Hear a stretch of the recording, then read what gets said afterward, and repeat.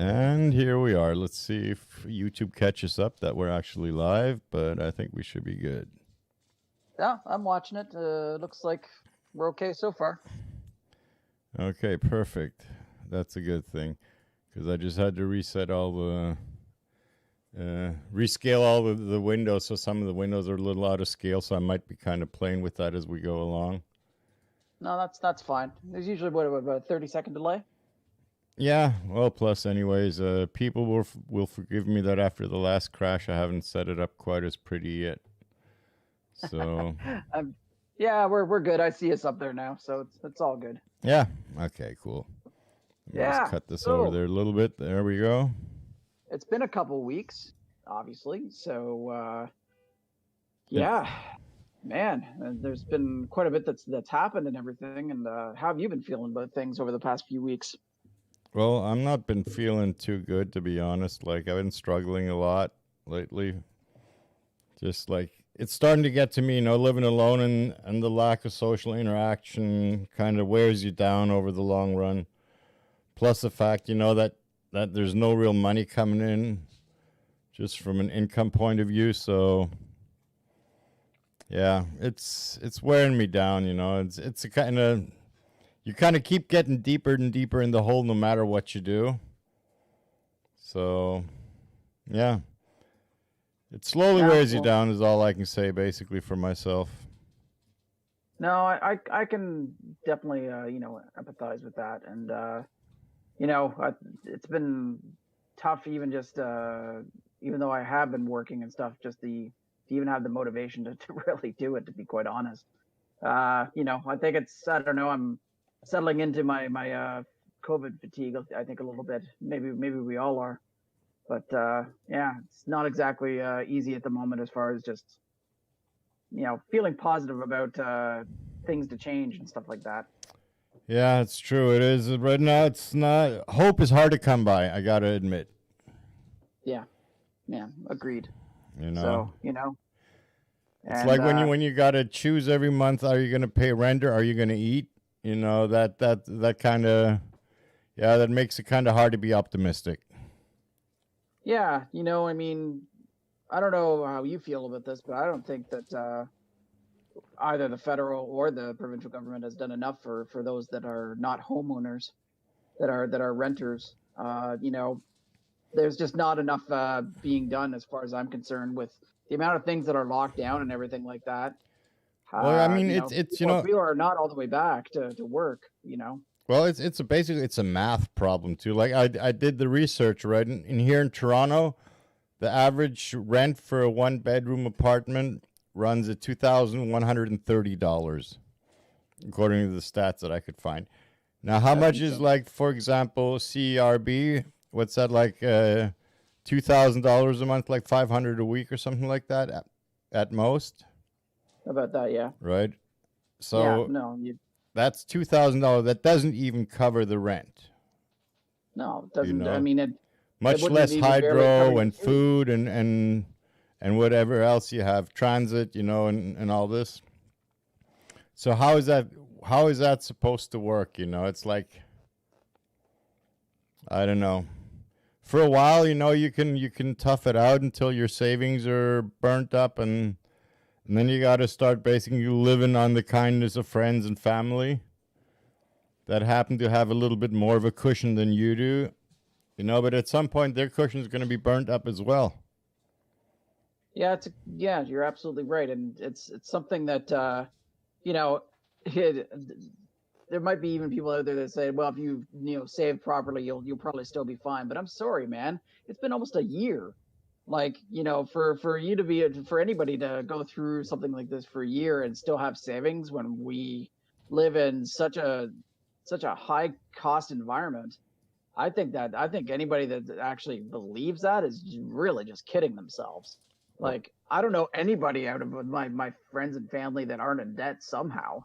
Yeah. Everybody is, and some are just in debt in different ways than others, but to just say that well, you've mismanaged your money and stuff like that, I think that's a load of shit.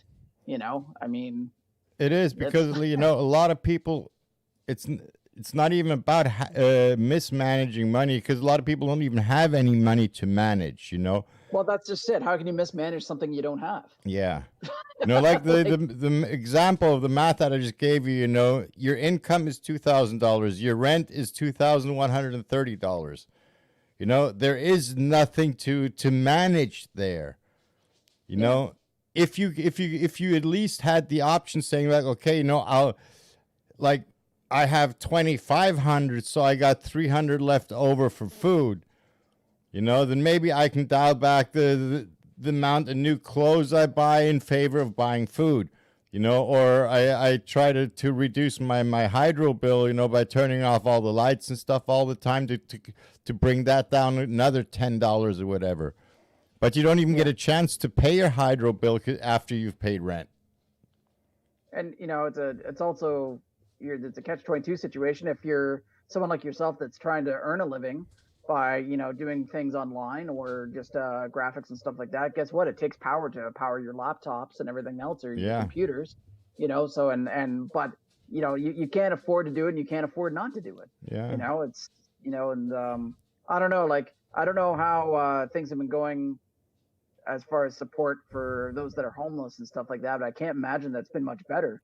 And I know there's been talk about like relief for businesses as far as commercial rent, but man, like even at the beginning of the pandemic, there was a talk about like giving renters a break, but I don't think that ever happened. And so where does that leave everyone else? Yeah, I just That's recently in that saw like a situation. statistic about like almost a pandemic of evictions in the GTA.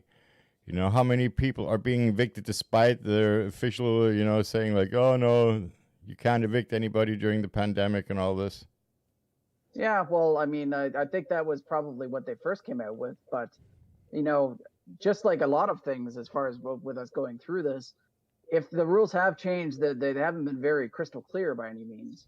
So it's really hard to know like what rules are actually in effect at times, especially when it comes to city bylaws and stuff like that, because it's not something that's highly publicized.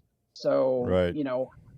it's not always the easiest to just say, oh, well, you can just go onto the website and get that. Well, if you're in a really dire situation, you may not have access to the internet. You can't afford to pay for that service. So True. where does that leave those people? And I think there's more of those people out there than we realize.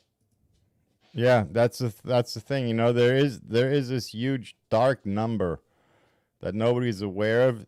It's like the forgotten people, so to speak, you know, or the overlooked ones. That And there's a lot of them. Like, I think there's more than just one category of people that are overlooked right now. That, yeah. in my opinion, there's a large percentage of Canadians that are overlooked right now. Oh, definitely. And It's like a lot of just working class people, you know. It's like I don't know. so let me ask you this question then. Yeah. So the government mentioned back, when we kind of came into the new year, that the idea that by September 2021 every Canadian will be vaccinated. How much do you think is an actual reality now? I'm just curious to know. I have no clue. I have no idea how vaccination is going or what the progress is. Again, I'm sitting at home. I can't Yeah, no, afford I I get that. can't afford TV. So I Hmm. don't have any updates on what's going on beyond what I can research on the internet. Like I don't even have any idea if and when I'll be eligible. Nobody tells me this. And I have no way of Yeah, finding out. You know what I mean? I'm completely in the dark. like for me, I feel like we started off in this thing with half decent communication with the government, and as things have gone along, it's just gone by the wayside. So you bring up a great question. Like you would think that if they're able to figure out things like income tax and everything else, and they've got registry of people, that they would be able to figure out your a way of at least saying, here is what we estimate would be your date of vaccination within 3 weeks, over under or something like that. Yeah. It seems kind of strange that like we've heard really nothing about that. Like I think a lot of Canadians, are in the dark when it comes to this. We don't know when or how we'll even get the news that it's our turn. I can't say that I've heard much about that.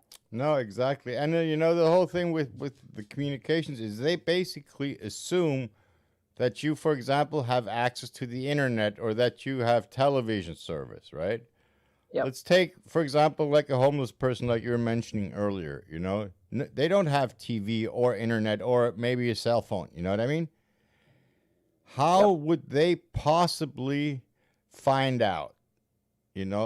Maybe if there was like a billboard or poster campaign, around public parks or something like that, or around shelters and stuff like that, where they would, could find out about stuff like that. Or there would The be thing some that kind of outreach workers running around informing people or handing out pamphlets or something like that.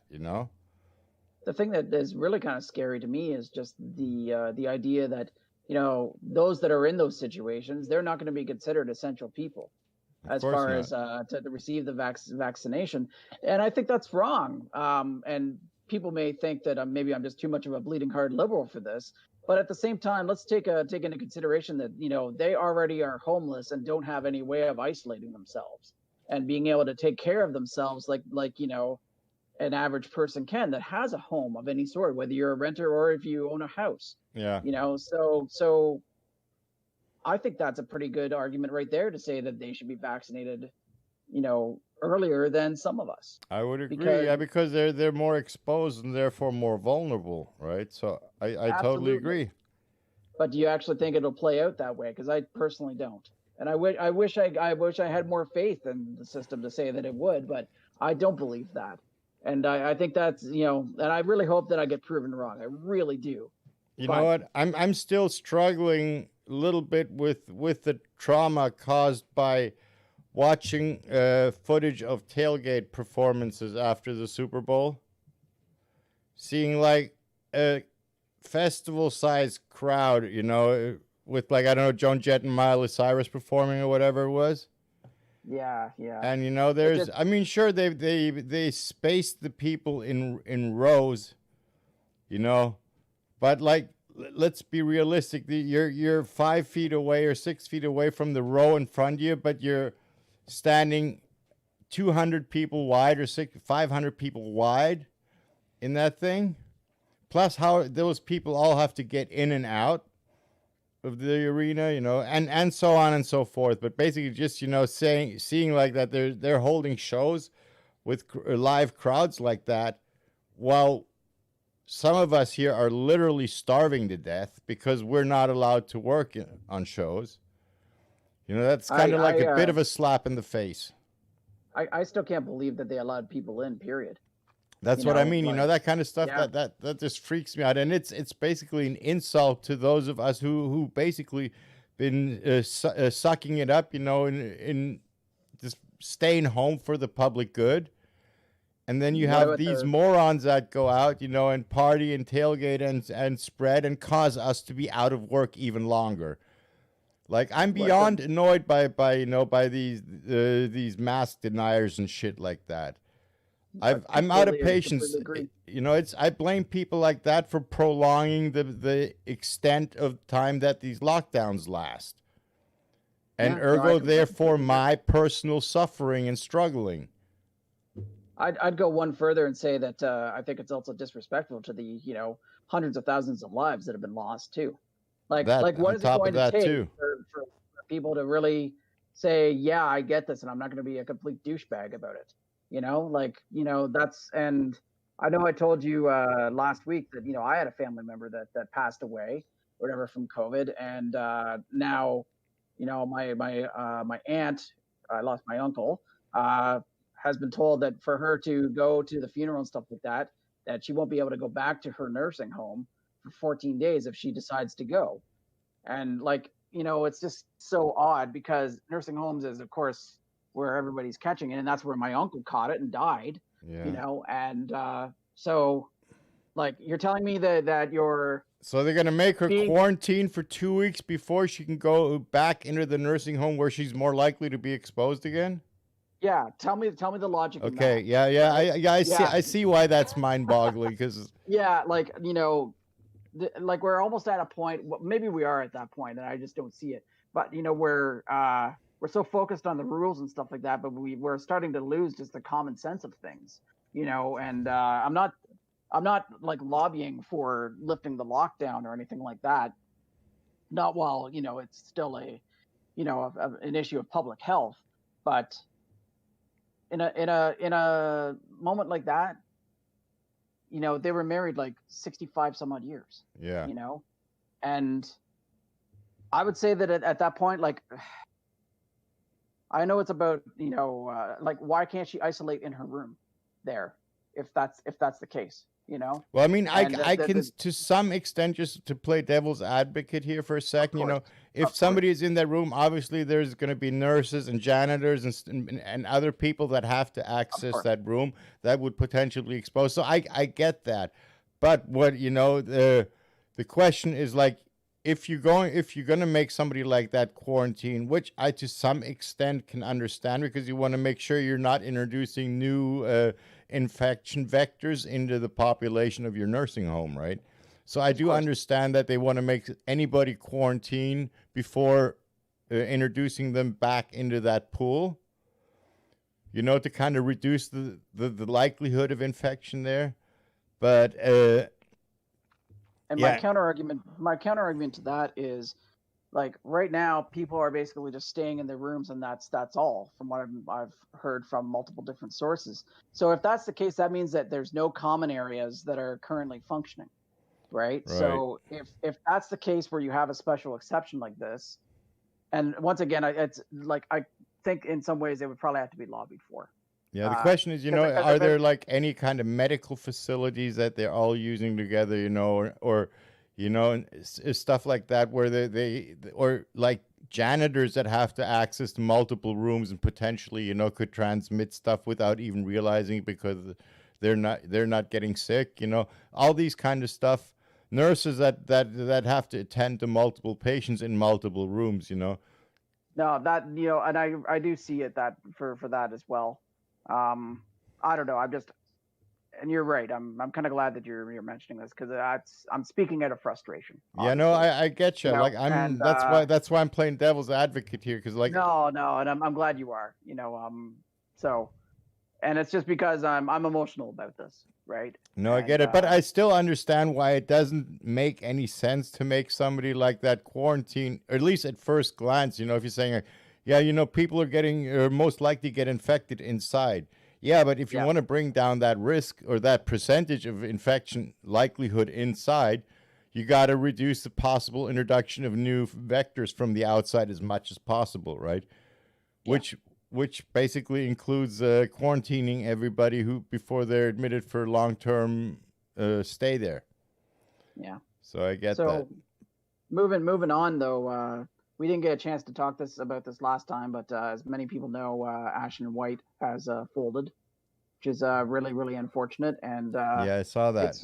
it's too bad, because like there was signs of it, obviously, of them putting their equipment up for sale and everything, well before they made the announcement. And if anyone from Ashton White is listening, my heart goes out to you. You've been a big part of this community for a very long time, and you're gone before your time. That's for sure. And you know, it's we're with you. You know, so I hope that everyone's doing okay, and that that you're able to find the support that you need through this difficult time.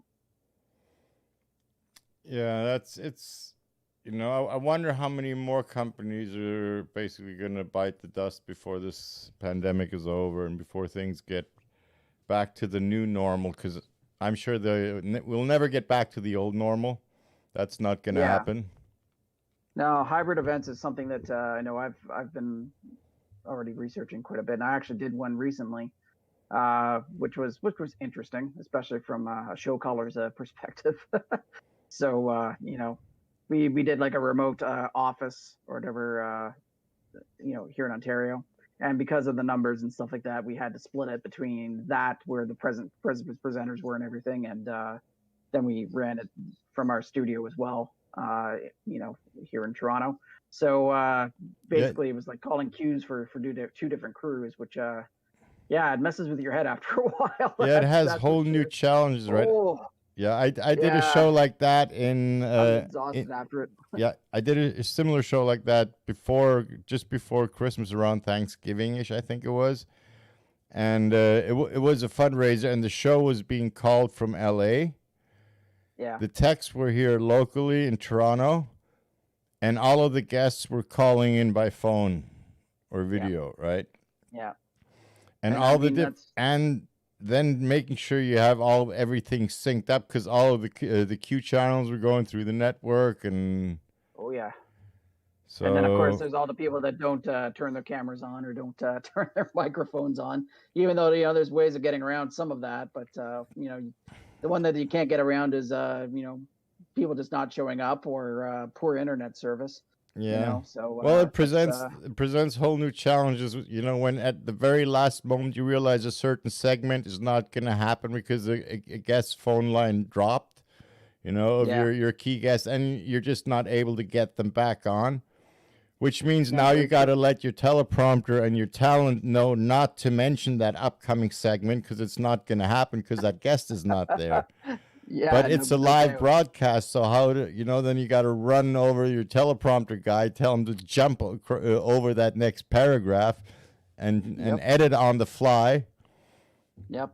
No, it's a brand new world when it comes to that. That's for sure.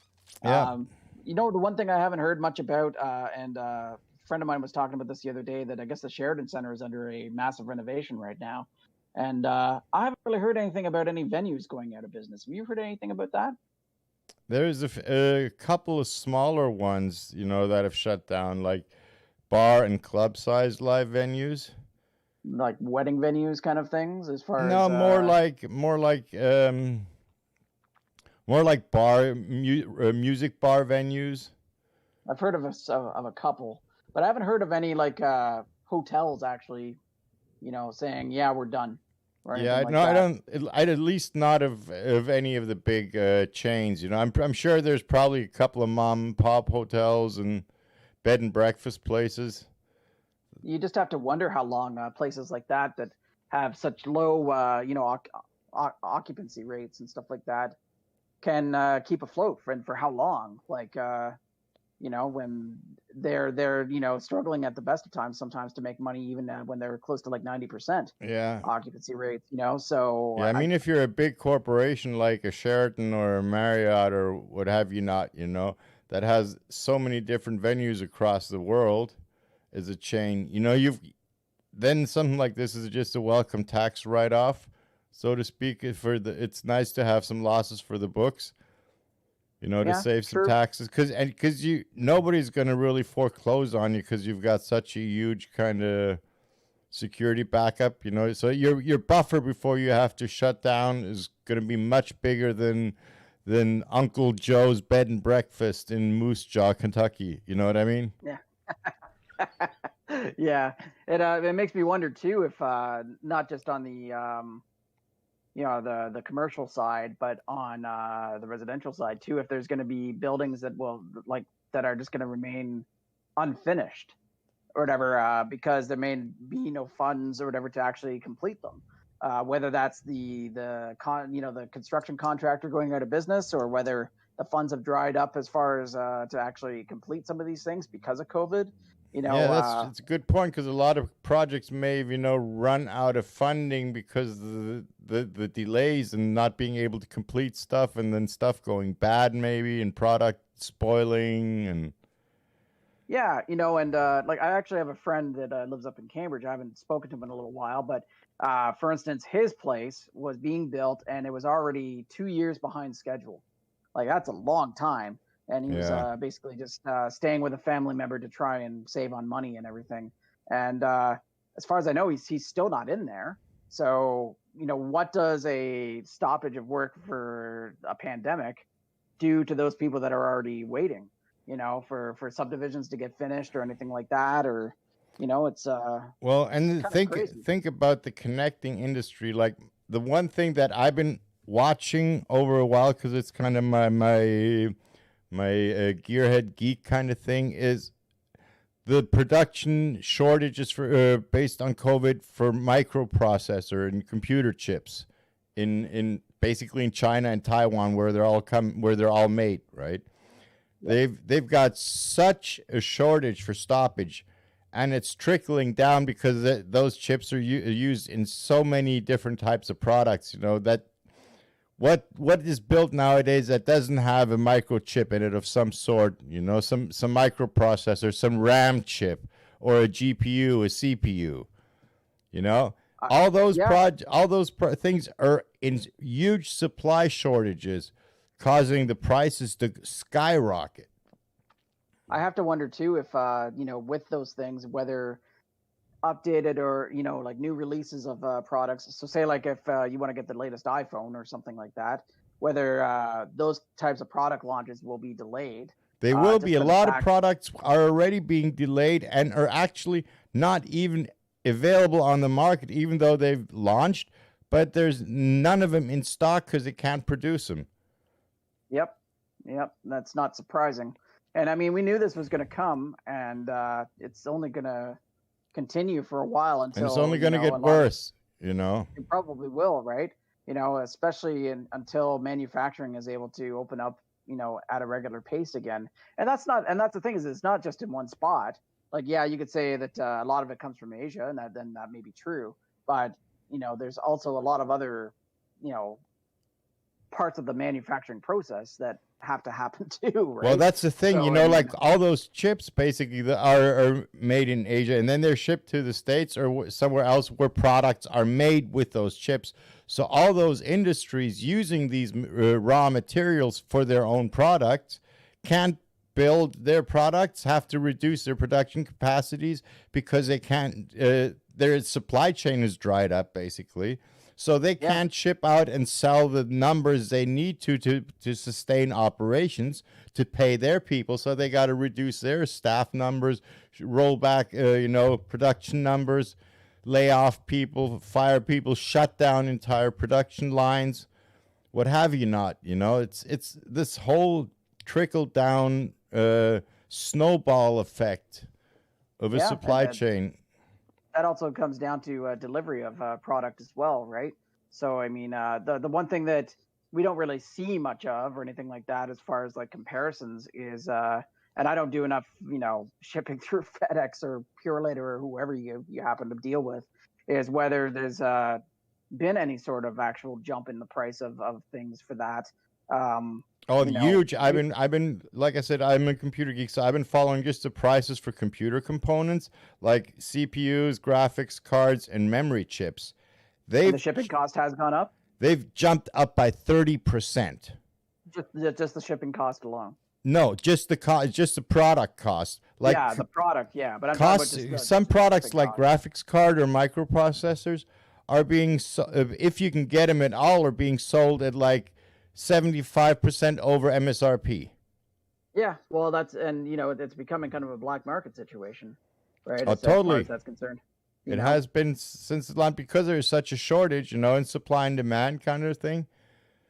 And if there's not enough supply, but the demand is huge because everybody's at home working on their computer and needs more computer parts, more cell phones, more laptops, more tablets, because of all the increased remote working, which steps up the demand even more in a time where there's a supply shortage because all the factories are shut down.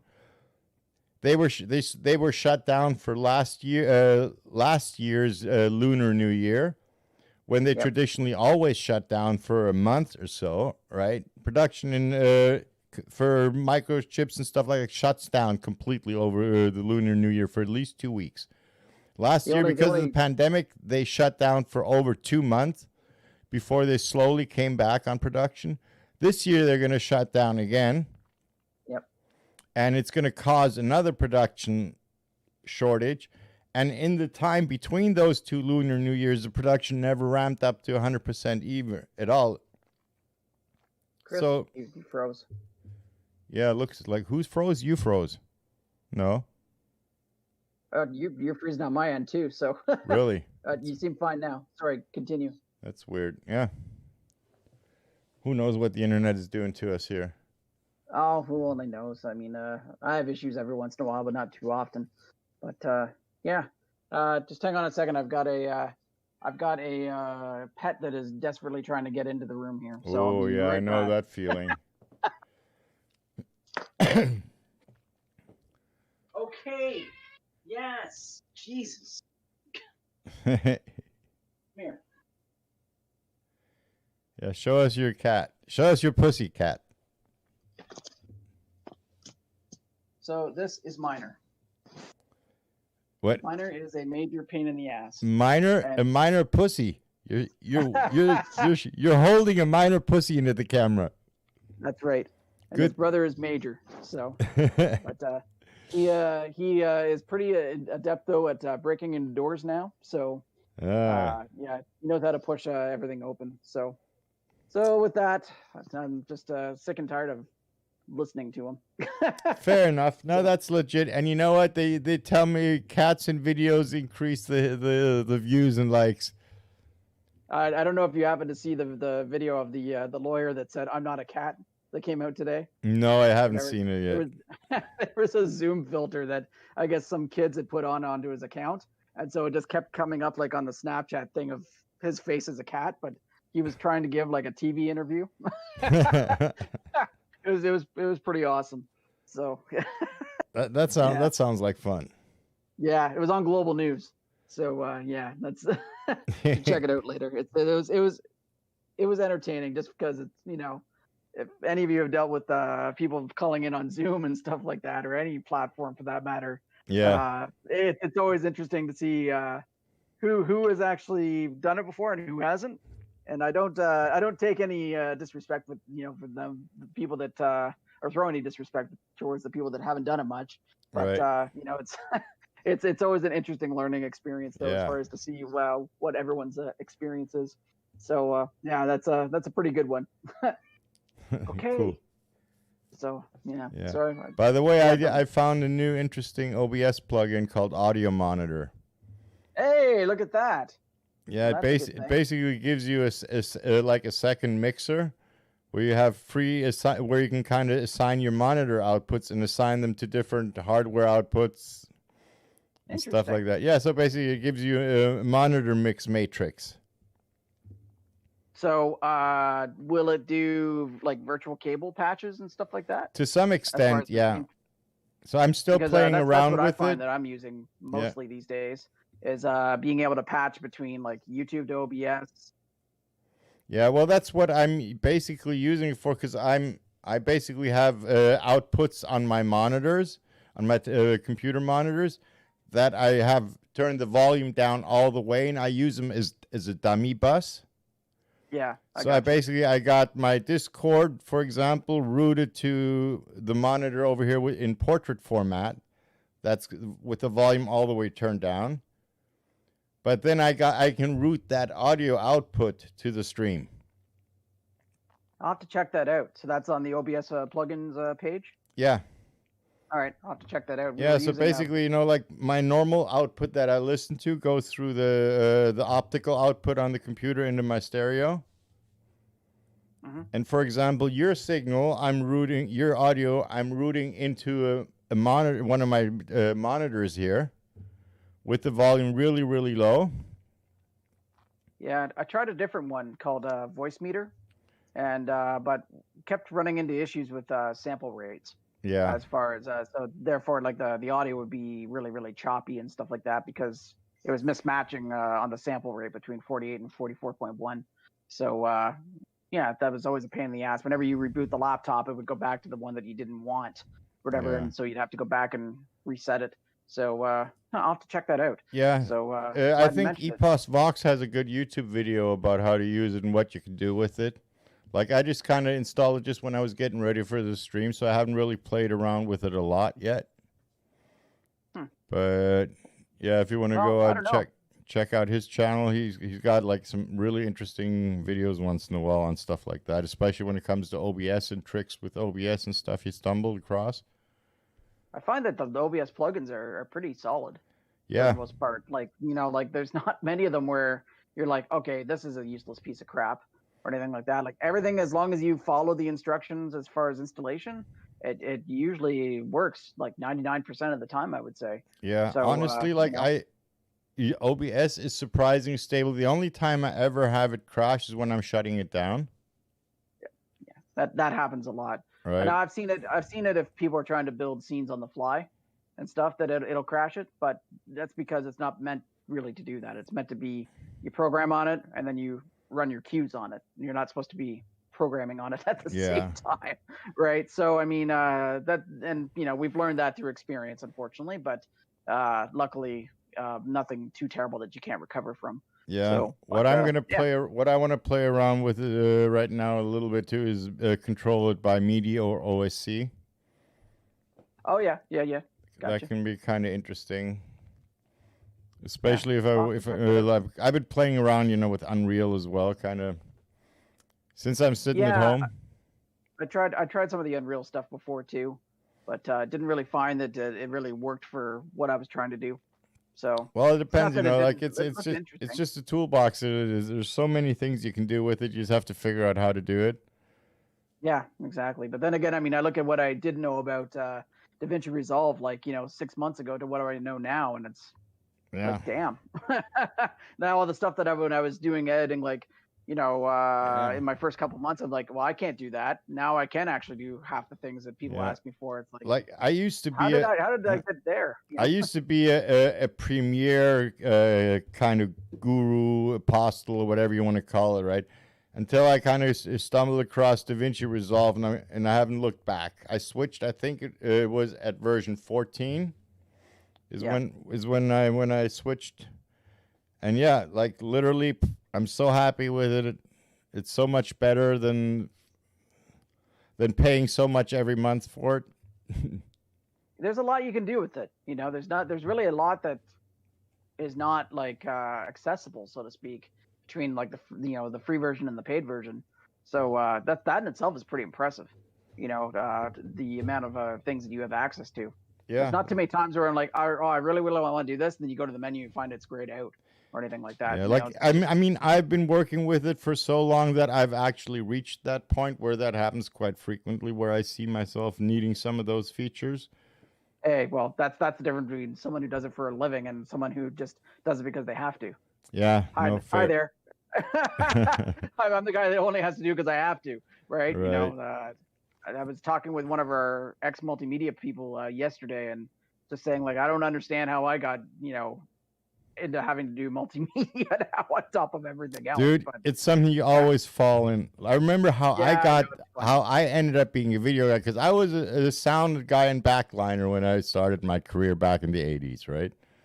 That's what I grew up doing, basically. I was mixing a school big band as a teenager, so when I went professional, I was doing sound and backline. And I was delivering some delay line speakers to a tour production that I was rehearsing, and their video guy had problems with his Commodore Amiga and his multimedia software that they were using, right? And I've managed to fix that for him because I knew computers. So before that, next thing I know, I'm on the tour bus as a video guy. So it's weird how you kind of end up, sliding into the whole multimedia thing without even planning to. Yeah, well, that can be said of this industry, just period. Not many of us, planned on being where we are now, or whatever. Like I went to school to go, being in a recording studio, and lo and behold, you don't find out until after the fact that there's not as many jobs as what the the school instructors mentioned. Yeah. And if you want to make a living and actually be able to pay rent, then guess what? Live is probably your best bet. So and I'm happy to say that I've heard from other educational institutions that's changed a bit, and that they're paying a little bit more respect now to live events as far as the production of that goes, because too many people were just coming out of those programs and saying, hey, I can do this, and then they realize they're everything they've learned doesn't really useless apply. Is the word you're looking for. What's that? Useless is the word you're looking for. Yeah, I was just being nice about it. Yeah. Like I remember I remember my boss Mike Heyman when I started when I got my first job working for a PA company back in, I think 86 was probably 86 or 87, around thereabouts. And I remember Mike used to hate people that came from schools. Like, he would refuse to hire anybody who came from the School of Audio Engineering, which was pretty much the only one back then in Germany that taught this kind of thing. And whenever somebody showed up to work for us, came from that school, he'd send them right home. Because he told me once the reason he did that is he had a really bad experience with a guy that on a festival, basically he hired this guy from a school as an A2 for a festival because he needed more A2s for the weekend, whatever. And this guy was supposed to do a drum kit for in a changeover in a festival situation, and he started pulling out a yardstick. Oh, I must have scared you away with that story. Yeah, so is that bustling I hear him doing? Yeah. Internet is doing weird things. Oh, there you are again. Hey, sorry about that. Yeah, so I know this guy is supposed to mic a drum kit, and he pulls out a yardstick and starts measuring the distance from to the drum heads with the microphones, and taking his time. That'd be enough to... Yeah. And now I just wish I had an opportunity to do something like that.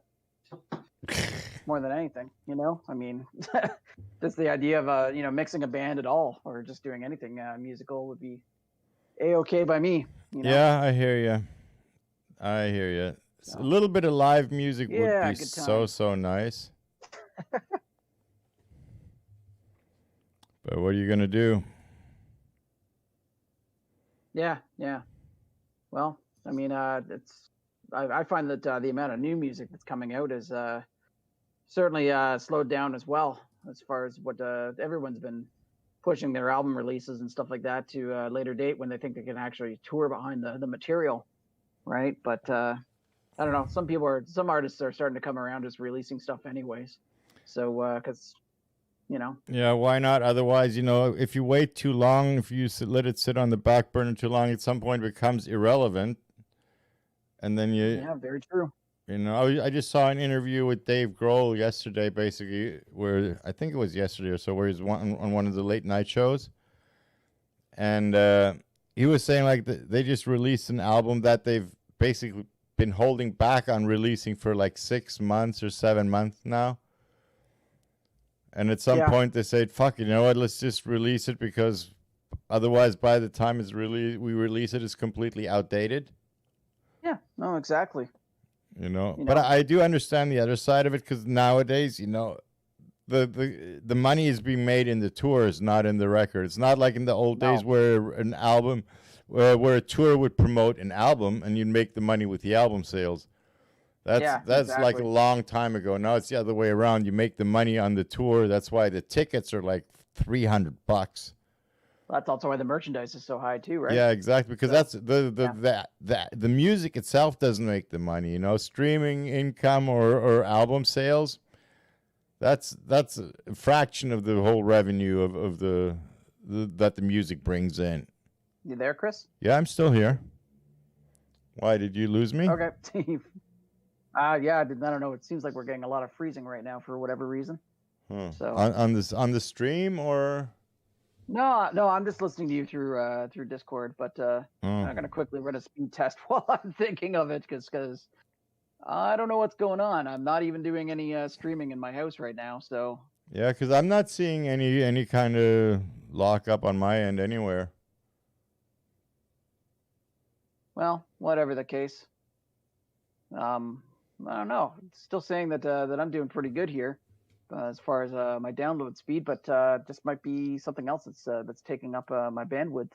Yeah, but, it might not even be a bandwidth thing. It could be a lag or a ping thing, Possibly. So who knows? The stream seems to be healthy according to Google, so according to YouTube.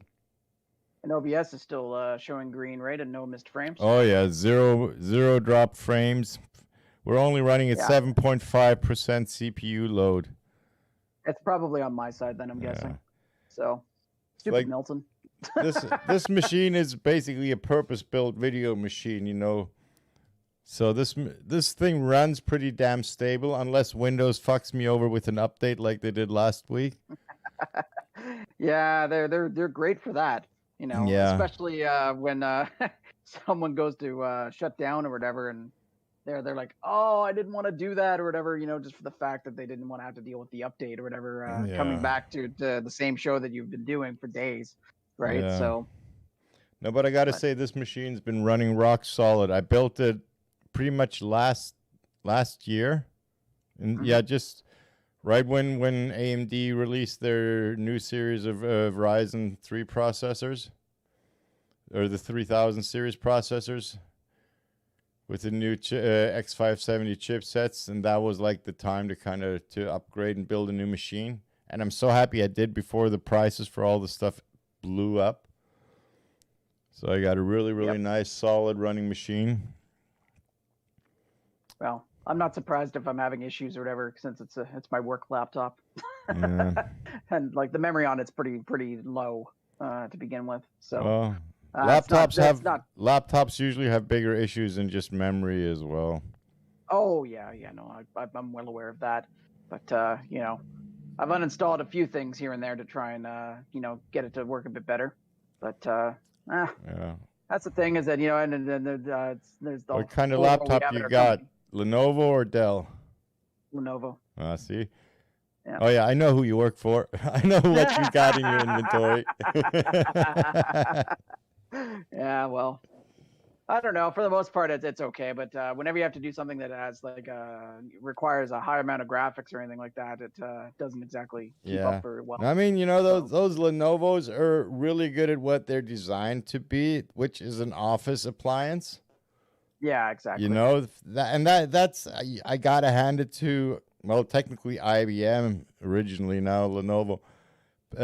You know, they design pretty solid workhorse office appliances. You know, nothing to say about that. For 99% of the application that they're designed to do, they're pretty solid. But you know, they were never designed as like full blast multimedia applications, streaming machines, and all the stuff that they're expected to do now. Oh yeah, totally. You know, so you can't really blame. I mean, the newest generations of laptops that are coming out now, you know, like I was just watching some benchmarking and stuff today of the latest generations of 5000 series AMD laptops that are just blowing everything out of the water. You know, just performance wise. That's the stuff you can actually, you know, stream on and render and game on and stuff like that, where you actually have laptops with that kind of a performance in mind when they're being built. Yeah. You know, for multimedia applications like this, an office laptop is not what you want. You're better off with like a gaming laptop or a creator laptop that are designed for that kind of an application in mind, right? Yeah, no, absolutely. You know, but for what I'm doing with it right now, it works ish. Yeah. But I mean, if I need to do the other stuff, you know, I have access to other machines that are much better than what I'm currently on. So, you know, that works out okay. You know, Swiss Army knife works in a pinch, but a proper socket set is a better for a professional engine swap. Yep. Oh my God. Sorry, my cat is going nuts right now. Needy pussy in your house, huh? You know, this is only cat 1 of 3, right? So, but yeah, I don't know what his deal is. But you know what? My dog is kind of sitting there in the background too, growling into his non-existing beard, kind of, when there's people walking down the hallway. Just kind of mumbling.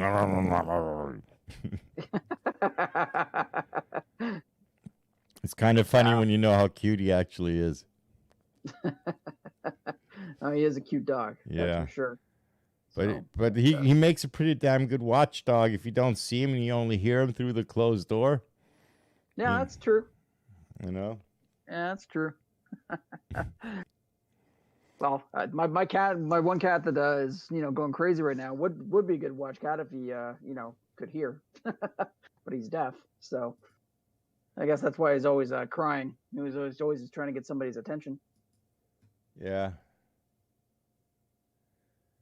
So I know you were working on some stuff with like multiple camera and lighting views and stuff like that. How's that going for you? Yeah, well, I'm right now. I'm kind of figuring out in the Unreal. I've figured out to my green screening with my input. Unfortunately, I have very limited input channels right now to play around with because I only got one capture card. Gotcha. But yeah, I got that working nicely with real time green screen keying and stuff like that in Unreal. So now I'm actually currently waiting for the arrival of my Vive tracker set that I'm going to use to do some R&D on real-time camera tracking. Feed Cool. that into the Unreal Engine. I know it's it's possible, and there's plenty of people out there that have been doing it for months now. And like I'm trying to come up with a small, low-cost mobile solution that we can use. It's kind of like a quick and dirty kind of thing for shooting music videos or small corporate events and stuff like that, Yeah, gotcha. Or I basically can use a real-time composite, where I don't necessarily need to go full-blown with an LED wall, Mandalorian style or whatever, but where it's sufficient where I basically can have a real-time virtual set keyed into the camera return, or under a director's monitor, so you can kind of see what you're switching, just replace the green screen in your video stream. So yeah, that's what we're currently working on. See how it goes. A lot of R&D. It's funny that you mentioned the Mandalorian. Now it seems like the show that everyone's watching during this pandemic is WandaVision. Have you been watching that at all on Disney? Yes, I have, of course, dude. I'm a nerd. Of course, I've been watching WandaVision. I'm all up to date to all the expected cameos that are going to come up, and I've been watching all the theories and stuff. So, hey, what the fuck else have I got to do? Between comic books and sci-fi, there's nothing else to do. One thing I got to give Disney props on is the fact that they've actually, you've seen it on the Disney Plus app, I'm sure, the fact that they have the Marvel movies in timeline order, which, oh my God, like, you think about when you, like, for me, when I was watching these in the theater, or even when they were coming out on streaming services and stuff, and trying to piece everything together, it was kind of tough.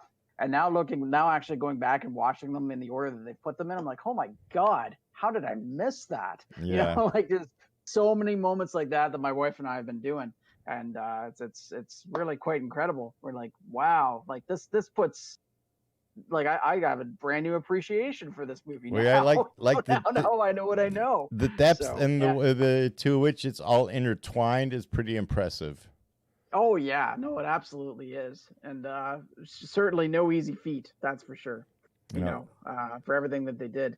I'm really curious to see what happens next with that, because I know that they're launching what they call fourth phase and everything, but I don't know, hard to say. I wouldn't have imagined that WandaVision would have been a TV series even 2 years ago or anything like that.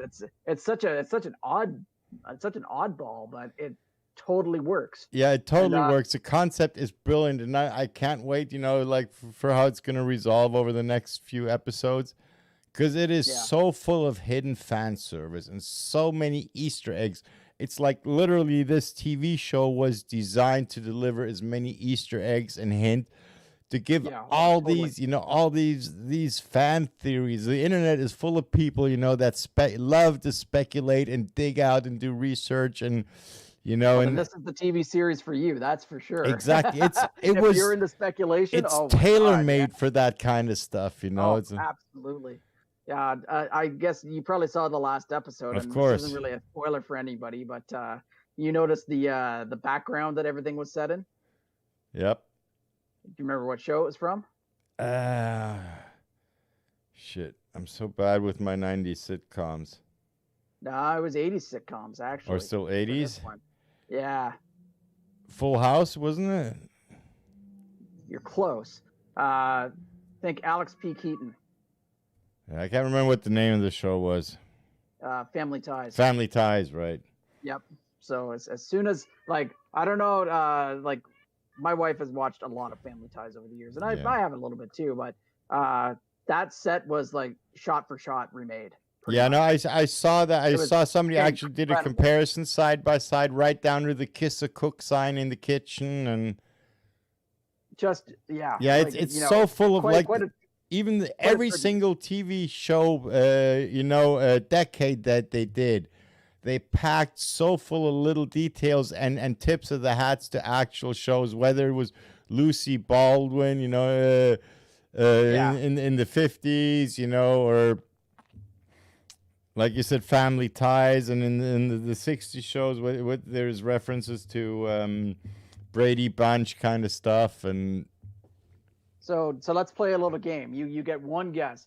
Since we're probably going into the 90s, what do you think will be the theme of the next episode? I'm curious to know your thoughts. the theme. Yeah, as far as if it's going to be based off of a 90s show, what 90s show do you think they would base it off? Well, so far they've taken elements out of multiple shows from every decade, but very recognizable ones. So I would assume they will pull stuff out of Friends for sure. Yep. Cheers, probably. Yeah. And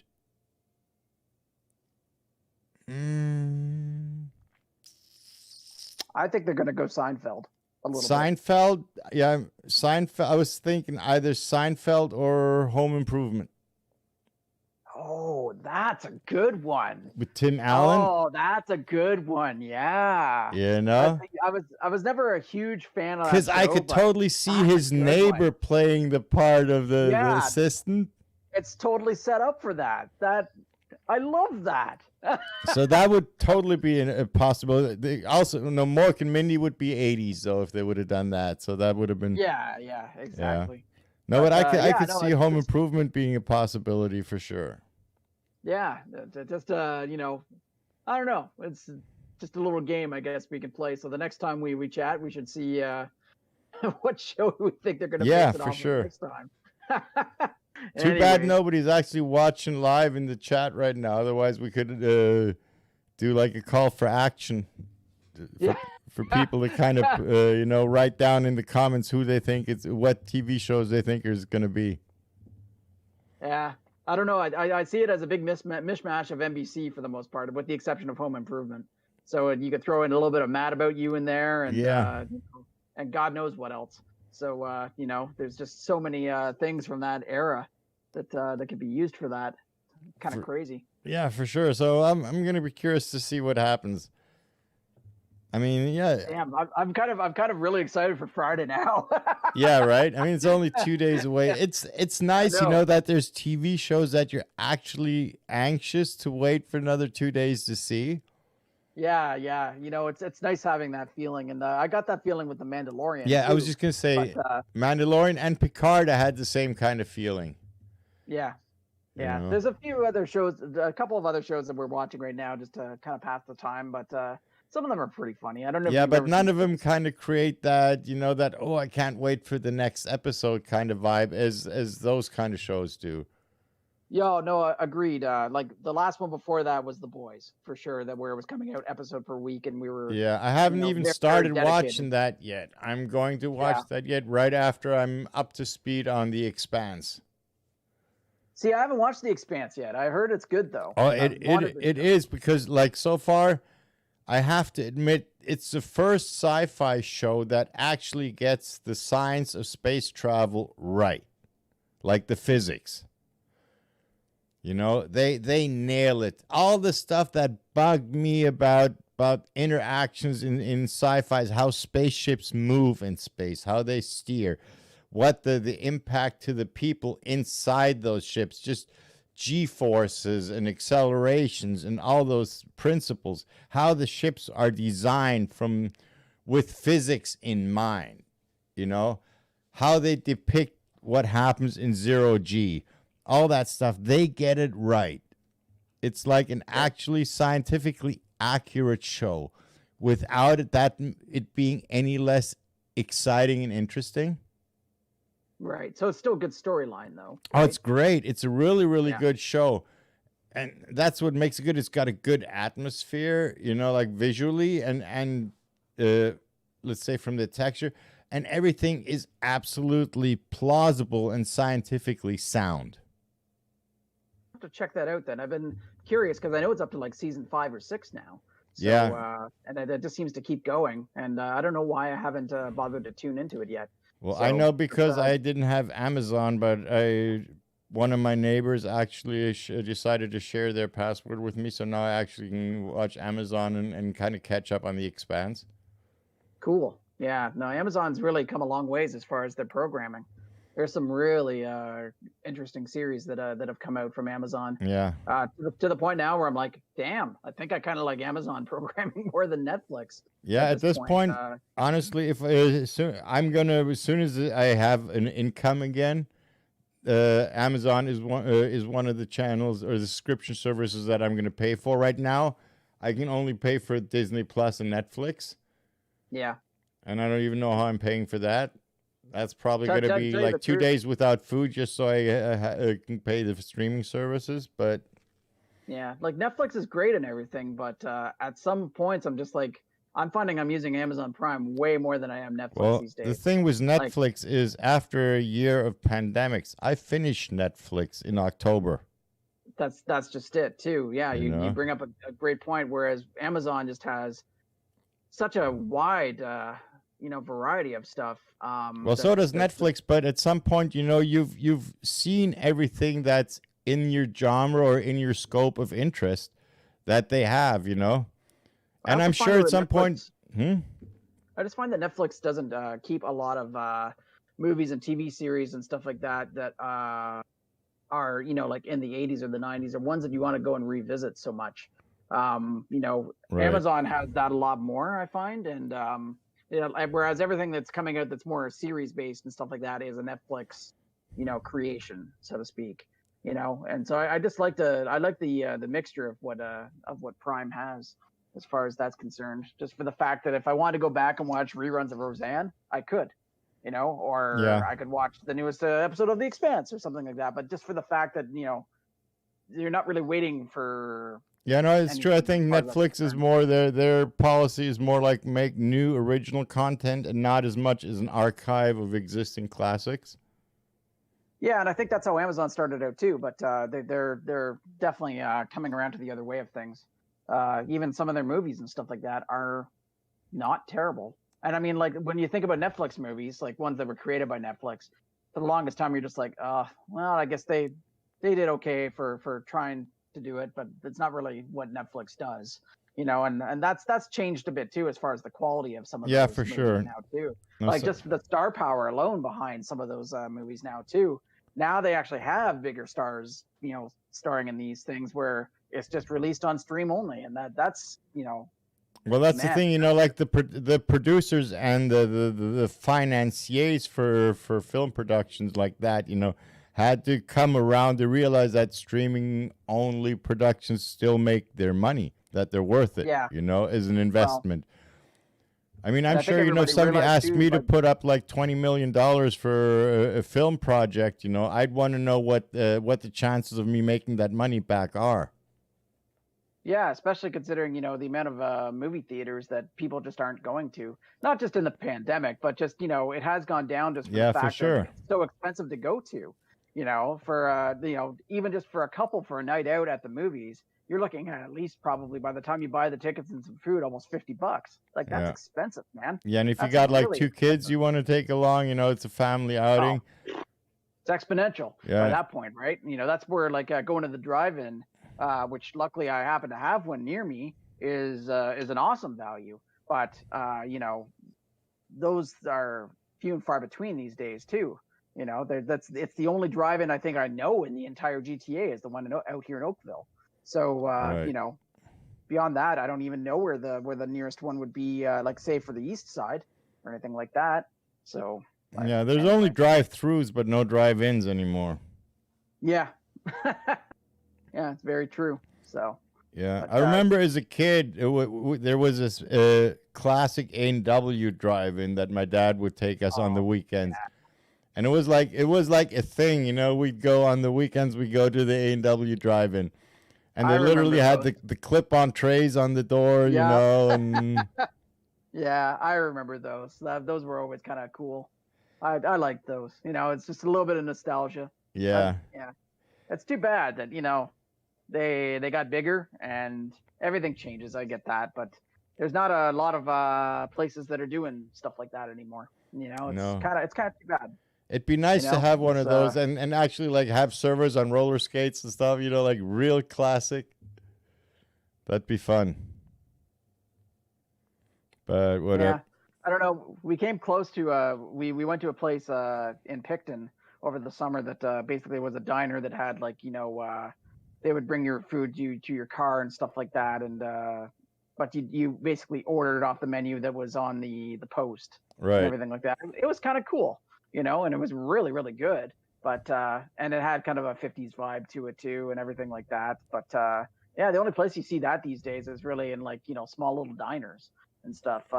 You don't really see that kind of nostalgic look of restaurants much anymore. It's kind of too bad. I miss it. Yeah, it's true. That is something that kind of gets lost. Yeah. But hey, So, what can you do, right? yeah. Anyways, my friend, I should probably let you go because I've got cats that are. I have cats everywhere. Jesus Christ. You're just covered in pussy. Yeah, I really am. So, Yeah. Jesus, yeah. See, and I'm They sleeping knocked with the over dogs here. Yeah, they knocked open my closet door as well. So, oh my God, yeah, it's just been insane. So, with that, I guess I'll sign off and we'll see you next week.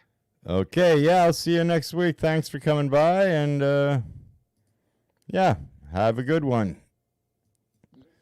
And I'm gonna get our outro video ready and say goodbye to everybody else. And don't forget to like and subscribe. Go to our page, click the bell so you get notifications, and have a good one.